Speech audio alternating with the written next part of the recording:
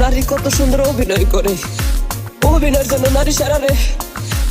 আল্লাহ আল্লাহ গো, কেন তুমি ওই বেঈমানের সাথে আমার দ্বিতীয়বার দেখা দিলা?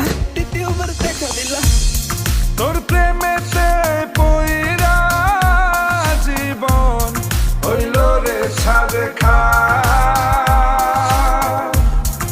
এখন আমার রইল বাকি শুধু অন্ধকার। এখন আমার রইল বাকি শুধু অন্ধকার।